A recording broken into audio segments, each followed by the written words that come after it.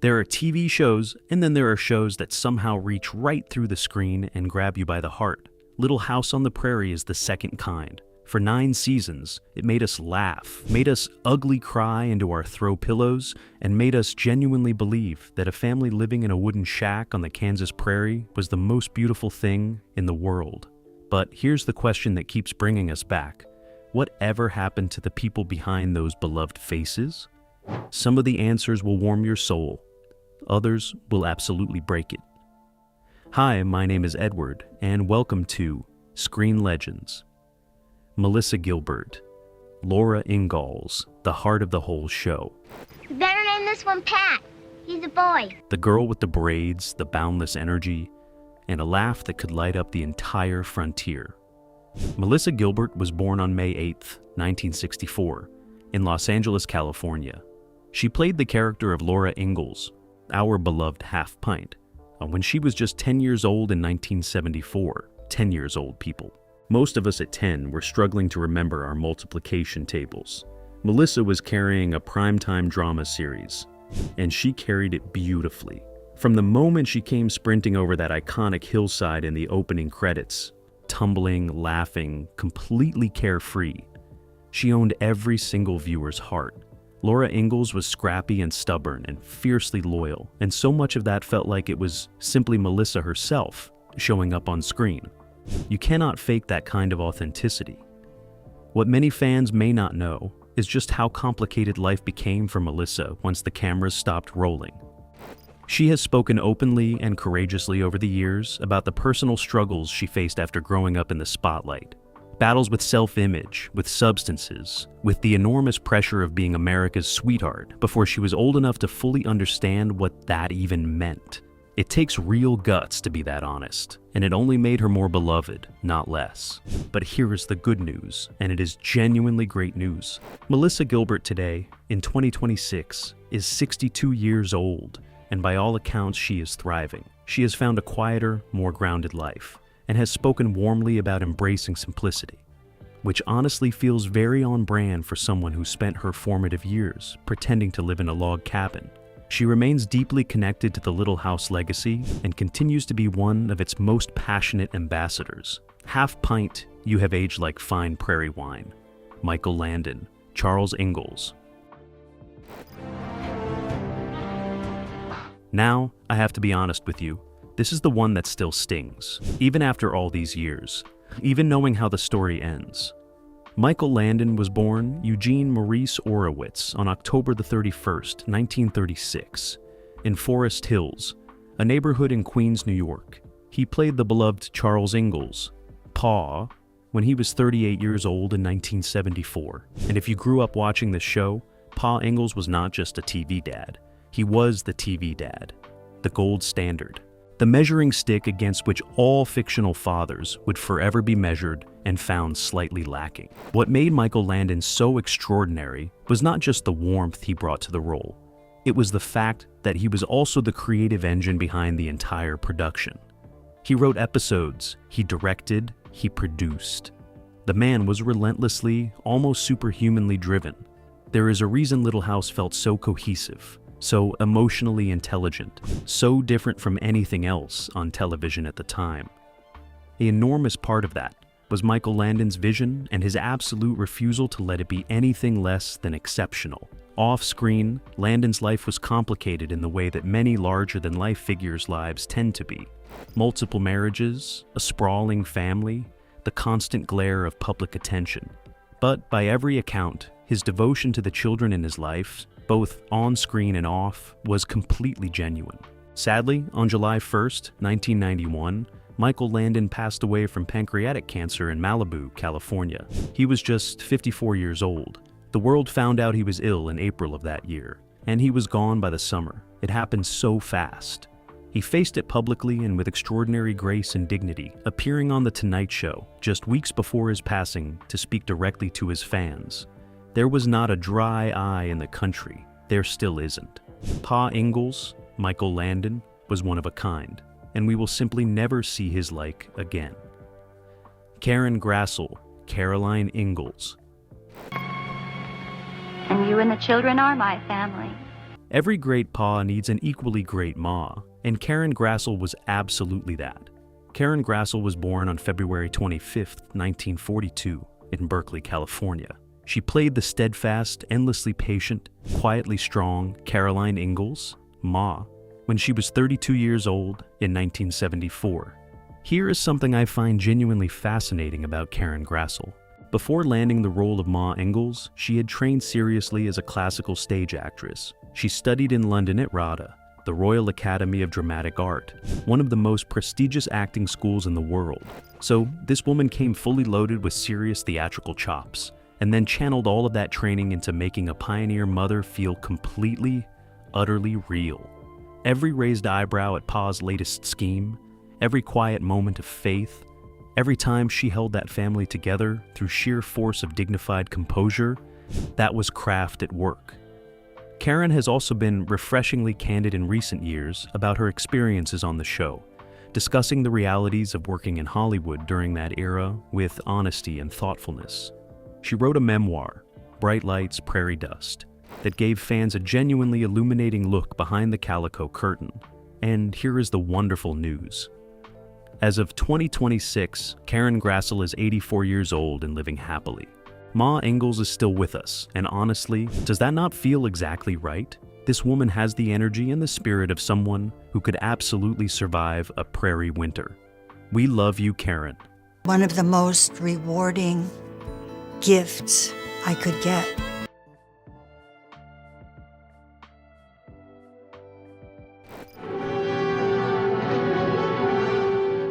The eldest Ingalls daughter, the responsible one, the studious one, the one who made Laura look even more chaotic by comparison. We have Melissa Sue Anderson. She was born on September 26, 1962, in Berkeley, California. She played the character Mary Ingalls when she was just 12 years old in 1974. Now, if you watch the show, you know that Mary's storyline eventually took one of the most emotionally devastating turns in the entire series. Her gradual loss of vision, eventually going completely blind, and Melissa Sue Anderson played every single beat of that journey with a maturity and a sensitivity that was genuinely remarkable for someone so young. There were moments in those episodes that were almost unbearably moving, and so much of that was down to her performance. What is interesting about Melissa Sue Anderson is that after Little House ended, she made a fairly deliberate choice to step back from the relentless pace of Hollywood. She married writer-producer Michael Sloan in 1990, moved to Canada, raised a family, and by all accounts, built exactly the kind of life she wanted. On her own terms, away from the spotlight. There is something quietly admirable about that.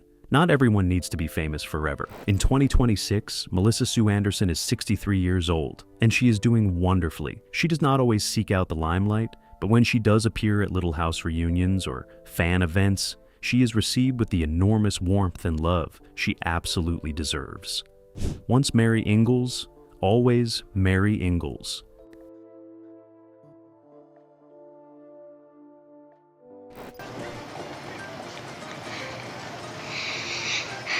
Okay, here is a fun Little House fact that still delights me every single time. Little Carrie Ingalls, the youngest of the Ingalls girls, with her adorable pigtails and her tendency to fall down at the bottom of that hill in the opening credits, yes, that famous tumble, was actually played by identical twin sisters. Lindsay and Sydney Greenbush were born on May 25th, 1970, in Los Angeles, to actor Billy Greenbush and his wife Carol. They played Carrie Ingalls when they were just 4 years old in 1974. 4 years old. The production used twins as a practical solution. Child labor laws limited how many hours a young child could work on set, so having two identical little girls meant they could keep filming without overworking either one. Pure Hollywood problem solving. And to be fair, both girls were absolutely adorable. And together, they made Carrie Ingalls one of the most cherished little characters on the show. After Little House wrapped, both Lindsay and Sydney largely stepped away from the entertainment industry and pursued private lives. They reconnected with their former castmates at reunion events over the years, and by their own accounts, it was deeply emotional to return to that world, even briefly, as adults. As of 2026, Lindsay and Sydney Greenbush are 55 years old and living happily. Wherever they are, I hope they have finally figured out how to walk down a hill without tumbling. Though honestly, that tumble is pure cinematic gold, and I would not change it for anything. Victor French, Isaiah Edwards. Old Dan Tucker was a fine old man. What's his face? Victor French was born on December 4th, 1934, in Santa Barbara, California. He played the rough-edged, big-hearted Isaiah Edwards, the Ingalls family's beloved neighbor and friend, when he was 40 years old in 1974. And if you did not absolutely love Isaiah Edwards, I genuinely do not know what to tell you. The man was gruff on the outside and pure marshmallow on the inside, and Victor French played that contradiction to absolute perfection. What made Victor French especially interesting is that he and Michael Landon were genuinely close friends in real life, a friendship that ran deep and warm and was evident in every scene they shared together. That chemistry you felt between Charles Ingalls and Isaiah Edwards on screen, that was real friendship doing what real friendship does. You cannot manufacture that. French also had his own series, Carter Country, and later reunited with Landon on Highway to Heaven, where they worked together again until the very end. Their creative partnership was one of the great unsung collaborations in television history. Sadly, Victor French died on June 15, 1989, at Sherman Oaks Community Hospital in Los Angeles, California. He was just 54 years old, the same age, poignantly, that Michael Landon would be when he too passed away just 2 years later. French had been diagnosed with lung cancer 3 months earlier. The loss was devastating to the cast, to the crew, and to the millions of fans who had grown to love the big, gentle bear that was Isaiah Edwards. He is deeply, deeply missed. Catherine McGregor, Harriet Olsen. Just the tea service, dear. Arguably the most magnificently watchable villain in the history of American television. I said what I said. Catherine McGregor was born Dorley Dean McGregor on January 12, 1925, in Glendale, California. She played the imperious, insufferable, absolutely iconic Harriet Olsen when she was 49 years old in 1974. And listen, Harriet Olsen was awful. She was a snob, a schemer, a gossip, and an all-around menace to the good people of Walnut Grove. And we adored every single second of her. That is the mark of a truly great character actor. When the audience cannot stand the character, but cannot stop watching them either. Catherine McGregor walked that tightrope with pure elegance and a spectacular wardrobe. What is perhaps less well known about Catherine McGregor is that she was, in real life, a deeply serious and dedicated actress, trained in theater, committed to her craft, and by all accounts, extraordinarily warm and funny in person. The woman who played Walnut Grove's greatest nightmare was apparently an absolute delight to be around off set. I love that. Sadly, Catherine McGregor passed away on November 13th, 2018, at the Motion Picture Television Country House and Hospital in Woodland Hills, California.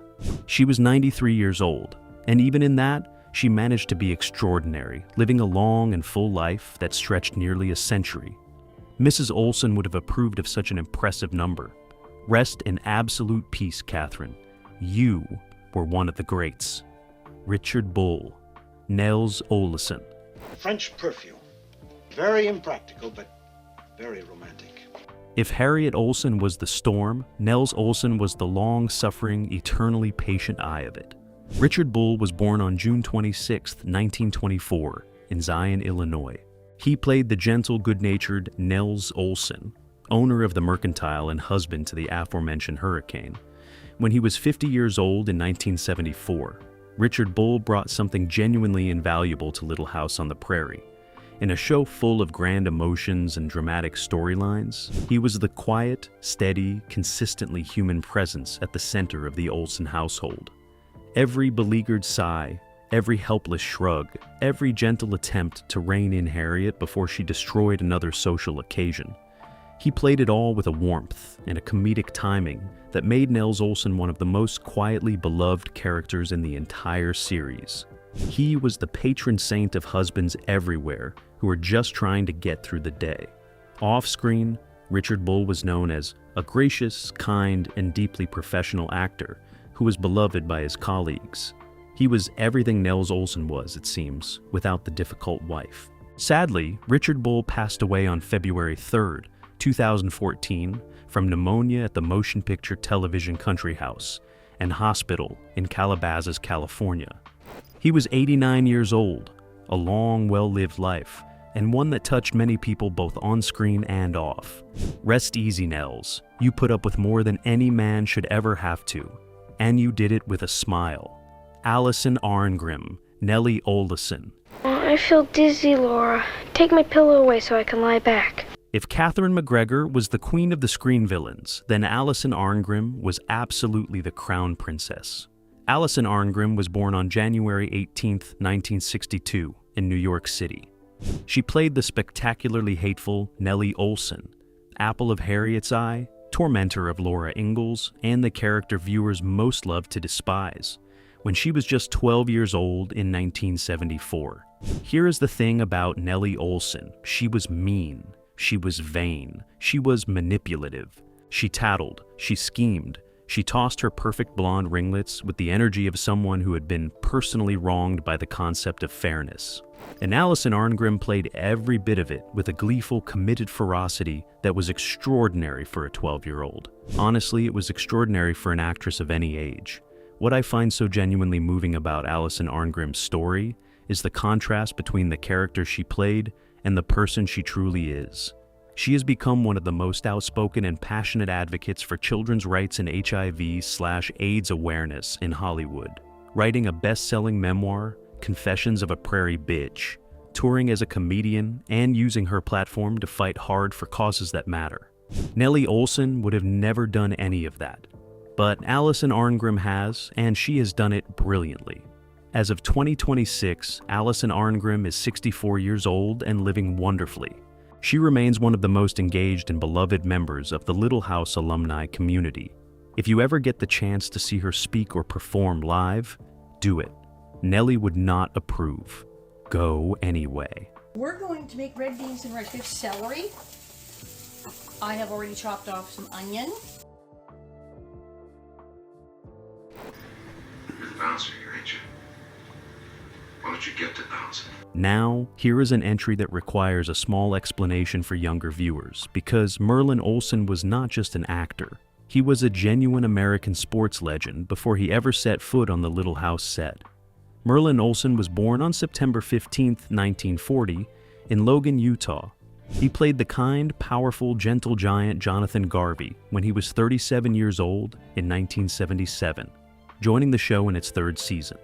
Before Little House, Merlin Olsen had been one of the most feared defensive players in NFL history, spending his entire career with the Los Angeles Rams and earning Pro Bowl selections 14 consecutive times.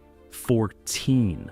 And then this mountain of a man sat down in front of the cameras and played one of the most tender-hearted characters in the history of the show. And it was completely convincing. That is range. That is what range looks like. Jonathan Garvey became one of the most beloved characters in the Little House family, a true friend to Charles Ingalls, a devoted father, a man of tremendous heart and integrity. Merlin Olsen inhabited that character with a naturalness that suggested it was not entirely a performance. People who knew him spoke of him in exactly those terms. Merlin Olsen passed away on March 11, 2010, at City of Hope National Medical Center in Duarte, California, after a battle with mesothelioma. He was 69 years old. The loss was profound for the sports world that had celebrated him as an athlete and for the television world that had come to love him as an actor. A giant in every sense of the word. Kiel Richards, Alicia Sanderson Edwards. We were gonna have lunch together. I made sandwiches. Now, here is a name that will mean very different things depending on which generation of television you grew up watching. Kyle Richards was born on January 11, 1969, in the Hollywood neighborhood of Los Angeles, California. She played Alicia Sanderson Edwards, the sweet adopted daughter of Isaiah Edwards, and when she was just 6 years old in 1975. Yes, that Kyle Richards.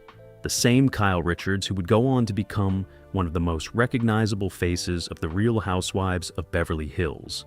Which means Kyle Richards has had not one but two distinct chapters of iconic American television. And that is a genuinely impressive career arc by any measure. From the dusty streets of Walnut Grove to the immaculate mansions of Beverly Hills. Darling, that is a journey. What is lovely about Kyle Richards is that she has always spoken about her little house years with genuine warmth and nostalgia. This was not just a job she moved on from. It was a formative experience that clearly left a real impression on the person she became. And given that she was 6 years old at the time, the fact that she remembers it so fondly says a great deal. As of 2026, Kyle Richards is 57 years old and continuing to be one of the most recognizable personalities in American entertainment. From Alicia Edwards to Beverly Hills royalty, Half Pint would be impressed. The Real Housewives of Beverly Hills star addresses speculation that she and her estranged husband Gray's Corners was burned out by a prairie fire. Dabbs Greer was born on April 2, 1917, in Fairview, Missouri. He played the gentle, faithful Reverend Robert Alden, the spiritual anchor of the entire Walnut Grove community, when he was 57 years old in 1974. I want to take a moment here to appreciate what Dabbs Greer brought to this show, because it is easy to overlook supporting characters when you're talking about the central family and the big personalities. But Reverend Alden was there for every baptism, every funeral, every moment of community crisis, every time Walnut Grove needed someone to remind them what they believed in. Dabbs Greer played him with such unshowy, authentic grace that you never once questioned for a single second that this man was exactly who he said he was. That kind of quiet, consistent excellence is a gift. Dabbs Greer had one of the longest careers of anyone associated with the show, working steadily in Hollywood from the 1940s right through to the 2000s, appearing in everything from westerns to comedies to dramas. He was one of those character actors who made everything he appeared in slightly better simply by being in it. Sadly, Dabbs Greer passed away on April 28, 2007, fittingly a Sunday, from kidney failure and heart disease. He was 90 years old. Reverend Alden would have called that a life well and fully lived. He would have been right. Linwood Boomer, Adam Kendall. I heard you might be needing some help. I'm a handyman, general carpentry. Linwood Boomer was born on October 9, 1955, into a lower middle-class family in Vancouver, British Columbia, Canada. He joined the cast as Adam Kendall, the blind teacher who falls in love with and marries Mary Ingalls, when he was 23 years old in 1978. Now, Linwood Boomer is someone whose post-Little House career took one of the most surprising turns of anyone on this list. Because while he is absolutely a cherished part of the Little House family, he is also the man who went on to create Malcolm in the Middle, one of the most beloved and critically acclaimed family comedies in the history of American television. The man who played a blind school teacher on the Prairie created Malcolm, Reese, Dewey, and Hal. Wrap your head around that for a moment. He has spoken with great humor about the fact that Malcolm in the Middle began as a writing sample, just something to show other writers what he could do, and somehow became one of the defining sitcoms of the early 2000s. That is the kind of accidental greatness that you genuinely cannot plan for. As of 2026, Linwood Boomer is 70 years old. From the schoolhouse in Walnut Grove to the creative helm of one of TV's great comedies. Not a bad journey at all, Mr. Kendall. Shannon Doherty, Jenny Wilder. And now, we come to the entry that I have to handle with the greatest care and the greatest tenderness, because this one hurts. Shannon Doherty was born on April 12, 1971, in Memphis, Tennessee. She joined Little House on the Prairie in its final season, playing Jenny Wilder, Almanzo's niece, when she was just 11 years old in 1982. It was one of her very first professional roles, and even then, even at 11 years old, there was something magnetic about her presence on screen. Shannon Doherty would go on to become one of the most recognizable faces of 1990s television. Brenda Walsh on Beverly Hills, 90210, Prue Halliwell on Charmed, a genuine, full-throated star whose talent and screen presence were undeniable. Her personal life was complicated and often played out in the public eye in ways that were not always fair or kind. The tabloids had a field day with Shannon Doherty for years, and not enough was said at the time about the real, complex, deeply feeling human being behind the headlines. In 2015, Shannon was diagnosed with breast cancer. She fought. She documented her experience with extraordinary openness and courage, becoming a genuine source of strength and information for countless people going through similar battles. Then, in 2023, she announced the cancer had spread to her brain. She kept fighting, she kept showing up, she kept being Shannon, fierce and honest and refusing to disappear quietly. Sadly, Shannon Doherty passed away on August 19, 2024, at the age of 53. The outpouring of love that followed was immense and real and completely deserved. She was a little girl on the prairie in 1982, and she became something much larger than a television star in the decades that followed. She deserved more time. We are all so grateful for the time she gave us. The full cast of Little House on the Prairie, then and now, in 2026. 18 incredible human beings who came together to create something that has genuinely outlasted almost everything else from its era. A show about a family on the frontier, about faith and hardship and love and community, that somehow still speaks to people 52 years after it first aired. That is not nothing. That is extraordinary. To the ones still with us, Karen, Melissa, Allison, Kyle, Linwood, the Greenbush twins, and all the others, thank you for carrying this legacy forward with such love and generosity. And to the ones who are gone, Michael, Victor, Catherine, Richard, Dabbs, Merlin, Shannon, thank you for what you left behind. It was more than you may have known. I am Edward, and this has been Screen Legends. If this video moved you in any way, and if it did not, please check your pulse. Hit that like button, subscribe to the channel, and turn on that bell notification so you never miss what we do here. And please, leave a comment below. Tell me who your favorite character was. Tell me which cast member's story surprised you the most. Tell me if you watched this show with your parents, or your grandparents, or your own children. Those are the stories I love reading most. Until next time, keep watching the classics. They still have so much to say.